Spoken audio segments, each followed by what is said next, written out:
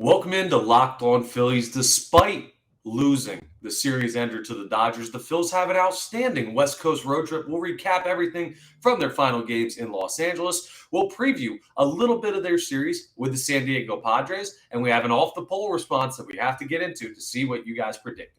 It's today's Locked On Phillies.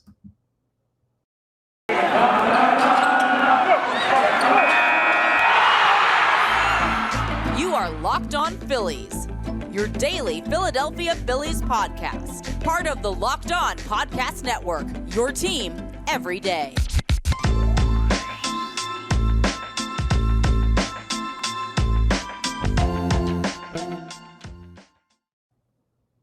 That's right, it is Locked On Phillies. I am your host, Connor Thomas. Been talking Phillies baseball for years over on 97.5 The Fanatic on the radio. Now happy to be here with you as your host of Locked On Phillies. I want to thank you for making Locked On Phillies your first listen every day. We're free and available wherever you get your podcasts. And this episode's brought to you by Bet Online. Bet Online has you covered this season with more props, odds, and lines than ever before. Bet Online, where the game starts. And you probably could have gotten some incredible numbers over at Bet Online that you could have wagered on heading into this series with the Dodgers. If you thought, well, the Phillies are going to take 3 or 4, because nobody was thinking that. This team struggled heading into this West Coast trip. They hit the low point probably of their season when they blew a 6-run ninth-inning lead to the New York Mets. And listen, that was only a little over a week ago. Well, now you're looking at a team that's won back-to-back series and just handled business in LA against the Dodgers. Of course, they win Friday night. They win Saturday night. They win, well, they didn't win Sunday, and we'll have to get into that.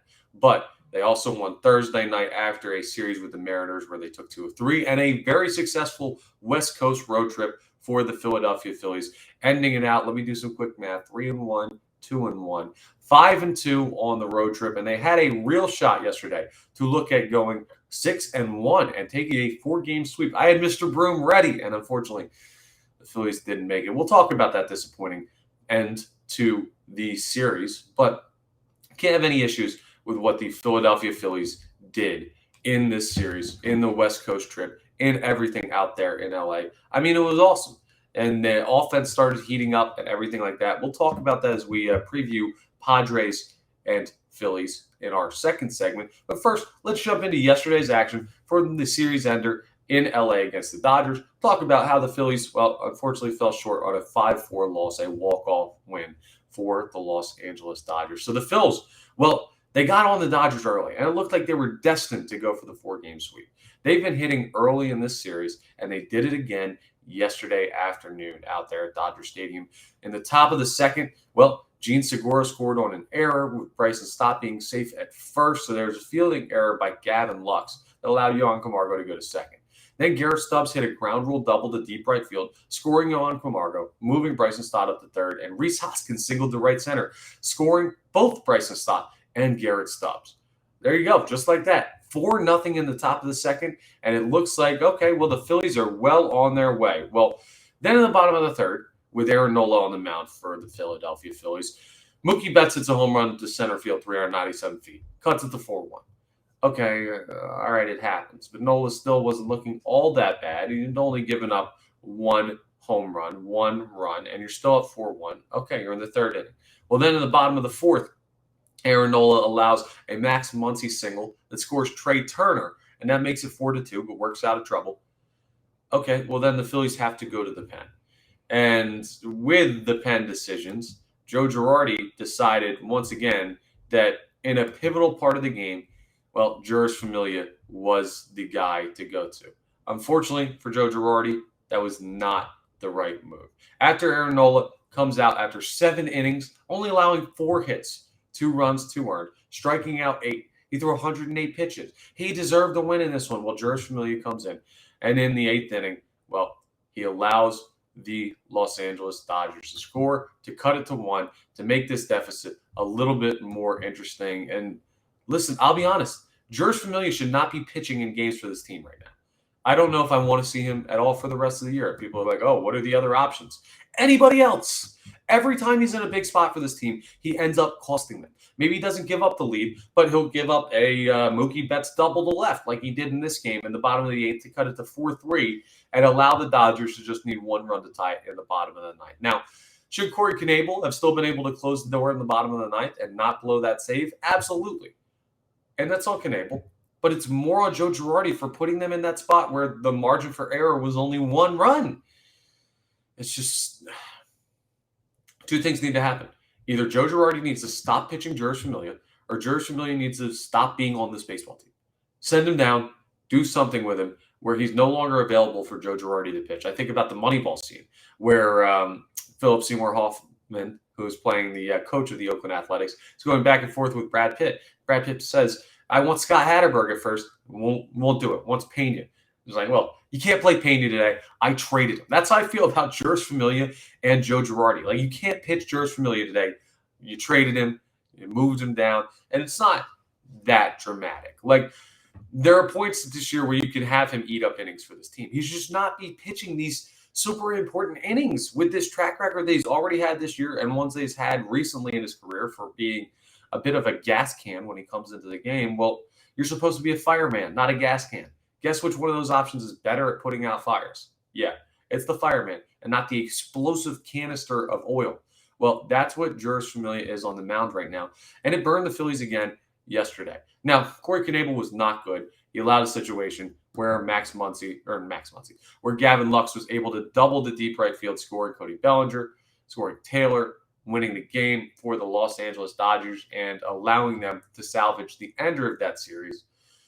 But really, it started with Familia in the eighth, and it also started a little bit with the Phillies offense seeming to get complacent.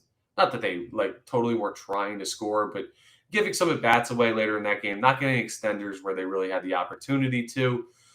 But all of that said, I go back to this because that's just a recap of a game where, the Phillies got beat. They got beat by a better team that was desperate for a win, and they had an opportunity. But the upside, they had an opportunity. And they were in that spot to sweep because of what they did in the previous three games. I mean, man, this team is absolutely unbelievable at the dish right now. They're on complete fire. I'll tell you about that when we talk about the Padres series and what exactly the Phillies are bringing in, because it's an outstanding offensive effort so far.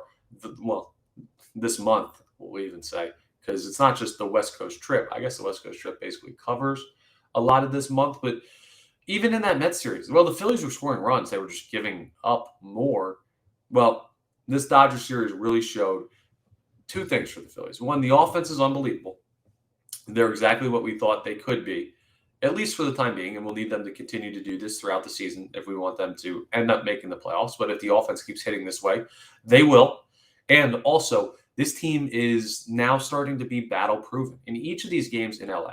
Not even just the one the Dodgers came back and walked off, but game 1, 2, 3.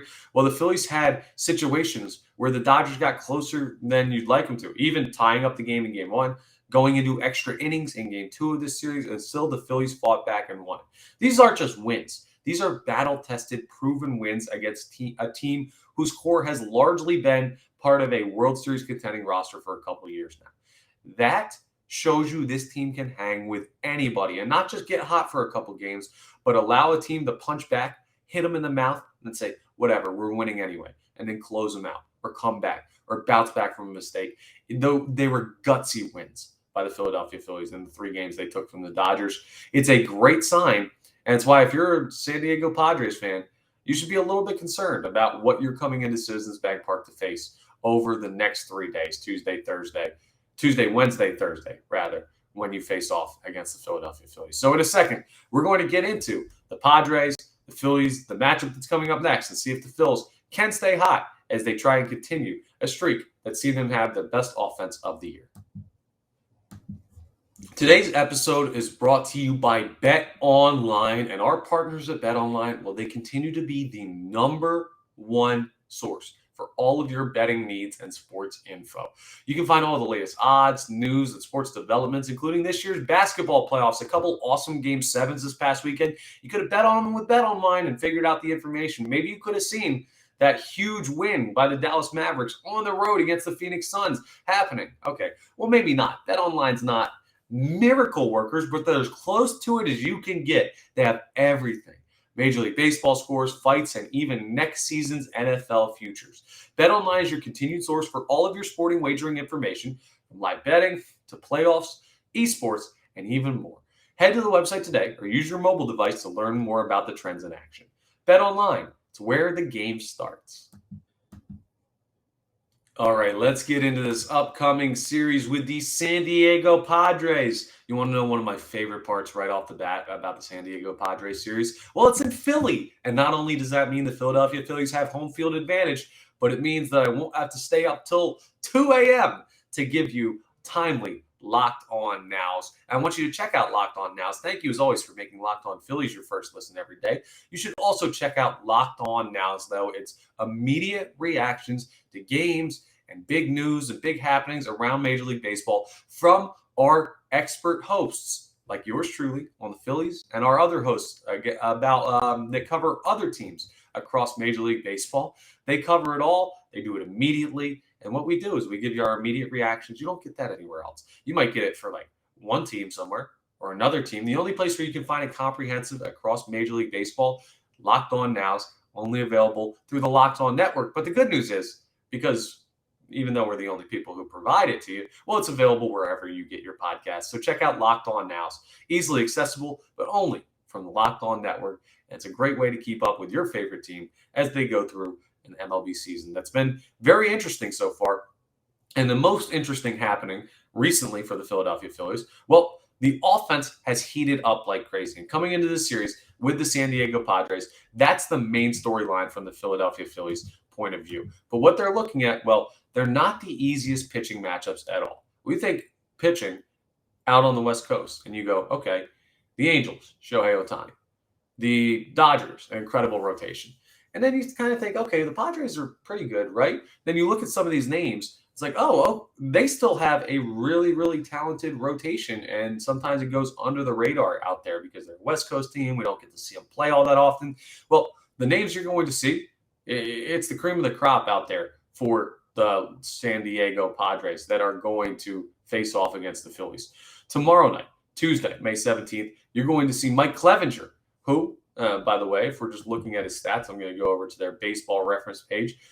Mike Clevenger, so far this year, is he's got a 5 ERA, so he hasn't been great. He's 2 games started, so he's working his way back in. He's had a little bit of issues getting on the mound, but I mean, we know how talented Clevenger is as a pitcher. And even though he had those like weird like braids in his hair, I don't know if you guys saw that. He had like his hair in like ponytails or like pigtails or something when he pitched, but he's still Mike Clevenger is a premier arm in baseball. He's a great pitcher. He's going to be tough for the Philadelphia Phillies to face. They get him in game 1, even though he hasn't done all that much this year, still dangerous. Then Blake Snell makes his, I believe it's his season debut against the Philadelphia Phillies in Wednesday's game. He'll face off against Zach Wheeler. So in that game, well, Snell could be rusty, but he's still super talented. A guy that's in Cy Young conversations basically year in and year out. And then you have Yu Darvish, who has fallen off a little bit from his fame time with the Boston Red Sox and back when he used to be that huge name there, but still a talented pitcher, still a guy that you cannot be taken lightly, a name that pops up that you're like, oh, okay, he can chuck it a little bit. And he gets Kyle Gibson in the Thursday game. If you notice, I didn't name a starter for Tuesday yet for the Philadelphia Phillies. That's because they haven't named him yet. Still seeing if they can get Zach Eflin back off of the COVID injured list, or if they're going to have to either bump up starts, throw like Bailey Falter again in a spot start. Interesting to see what happens. We'll keep you updated on what's going on for tomorrow's game, but we'll see how the Philadelphia Phillies handle that. I've got to imagine Eflin's ready to go, but that could be a huge advantage for San Diego. And against Mike Clevenger, well, that's a game where the offense is going to have to show up. The good news is the offense for the Phillies, I've said it a couple times. Now I'll read you the stat I've been thinking about when I've been teasing that.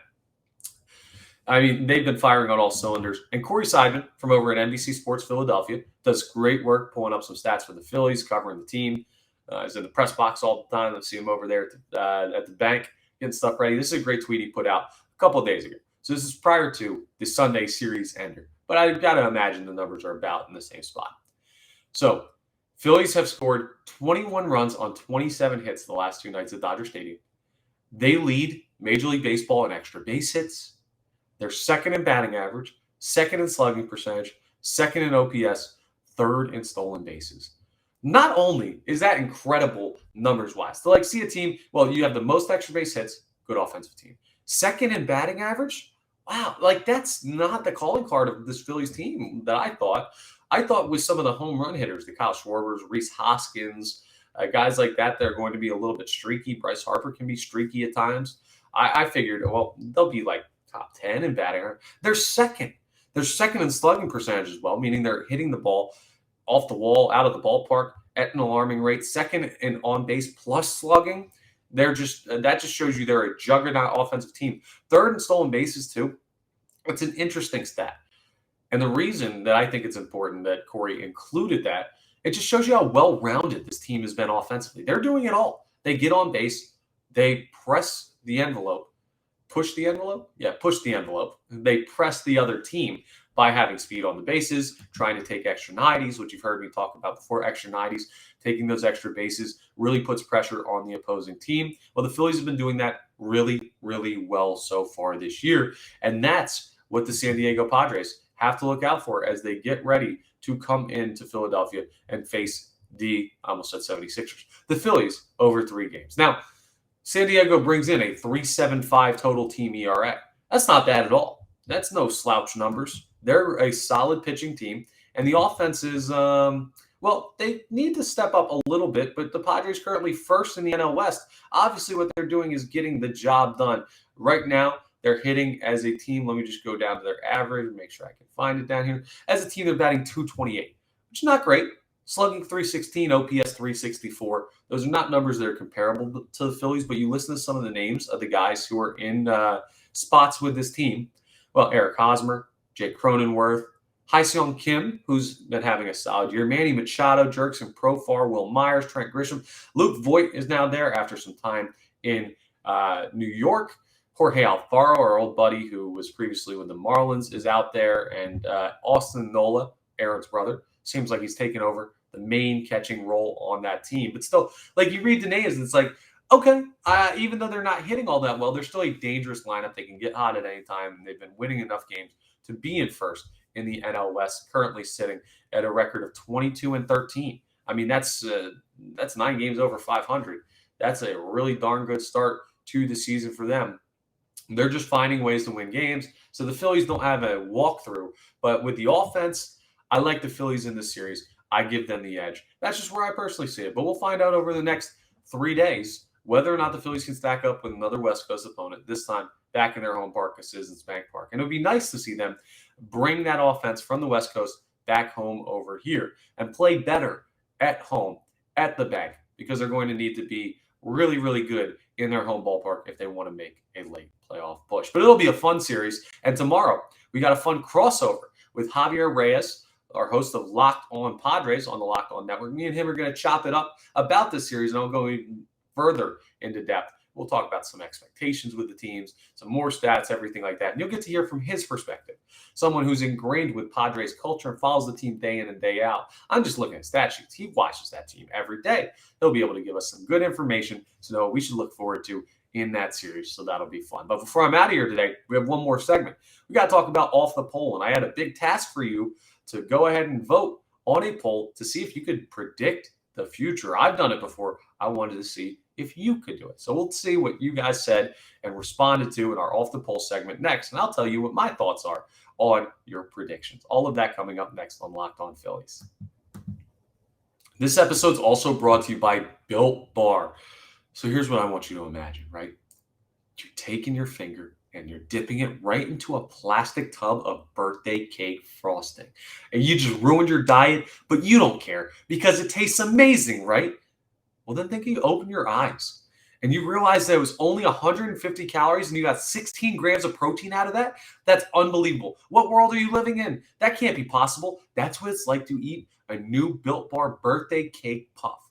It's protein-infused marshmallow. That's what the puffs are, and a new birthday cake flavor. Amazing. I've literally never had anything like it before. I'm used to the protein shakes that you don't really enjoy taking. No, these puffs are like a treat. And the numbers, the macros, well, they show you just how healthy it is for you. If you haven't tried the puffs, I'll let you in on a little secret. Chocolate-covered marshmallow protein bar. Yeah, that's right. I know I said it was protein-infused marshmallow. Chocolate-covered too. How is that healthy? Well, that's because Built Bar, they're unbelievable.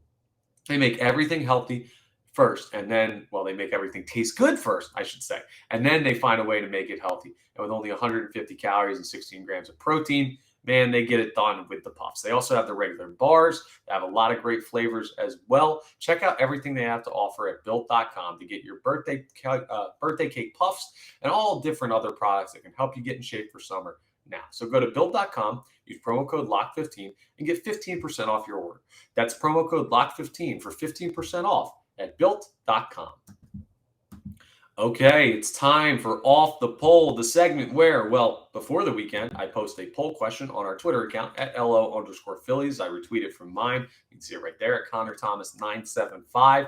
And I ask you a poll question so you can respond, have your voice heard, and I'm able to interact with you as a listener in this way. So then on Monday or Tuesday or whenever the first episode of the next week is, we go ahead and I respond to your off the poll responses, give you my thoughts on the poll and everything like that. But an interesting one this week because I posted a question that we definitively know the answer to already. I wanted to see if you guys could, well, predict the future. I got to be honest. You didn't do all that terrible, but I expected better from you guys. Come on. We went and asked, and this was posted on May 14th, so we had a couple games left. What happens in the final two games of the Phillies series with the Dodgers? Two options: series win or series split, because the Phillies had already won 2 games. Question is, do you have faith in them winning another game out there in LA? I figured that it would be probably 75 to 80% people saying series win. This team, of course, they're going to find one of the next 2 against the Dodgers. Even though the Dodgers are good, this team's firing on all cylinders. Well, only 57.5% of you said that the Phillies would pull off a series win. 42.5% would say the series would be split. And of course, we know that the winning side is the series win, and more people picked that. So I'm nitpicking a little bit because you were right. Majority did rule, and majority ended up being right. The Phillies did win the series. I also can't fault you because I probably would have voted for series split if I was taking that pick at the time of the poll being posted. Just kind of felt like the Dodgers were too good to allow the Phillies to come into their house and own them like that for 3 games in a row. But that's what happened. So great prediction by 57.5% of you, 42.5%, me included. I guess we need to have a little more faith in the Phillies right now because it looks like they're getting hot and they're heading into a San Diego Padres series with all the momentum in the world, despite that walk-off win by the Dodgers yesterday. Well, the Phillies are still hot. They'll be able to wipe that easily with the off day, knowing they took 3 of 4 out there. And hey, it's time to get back after it in Philadelphia against the Padres. So that was a fun little predicting the future version of Off the Poll. Appreciate all your responses on that. And that's all I've got for you for today's Locked On Phillies. So I want to thank you, as always, for making Locked On Phillies your first listen every day. Now make your second listen Locked On MLB. Paul Francis Sullivan, make sure you call him Sully. He just celebrated a birthday, actually. So when you go ahead and listen to Locked On MLB, make sure you say happy belated birthday to Sully. He's incredible. He knows baseball inside and out. Has a bunch of great crossovers with the rest of our Locked On hosts. He has great stories about his years and years and years of covering and following the game, both as a fan, a media member, and everything in between. So check out Locked On MLB with Sully. It's a great, great show, and it's available wherever you get your podcast. Thank you, as always, for following Locked On Phillies, for rating, reviewing, subscribing. Make sure we're subscribing on YouTube, getting those numbers up, comments, everything like that. I fully appreciate all of that and all the interactions. You being wonderful listeners of Locked On Phillies. Thank you. It's only going up from here. And as the Phillies season gets better, it's going to be more and more fun to follow along with Locked On Phillies, your number one source for daily information and daily content on your favorite team, the Philadelphia Phillies. Well, that's all I've got for you today. Tomorrow, again, a crossover episode with Javier Reyes of Locked On Padres. It'll be a great lead-in for a series where the Phillies have an opportunity to take their 3rd series in a row. So we'll cover all of that, and I will talk to you tomorrow.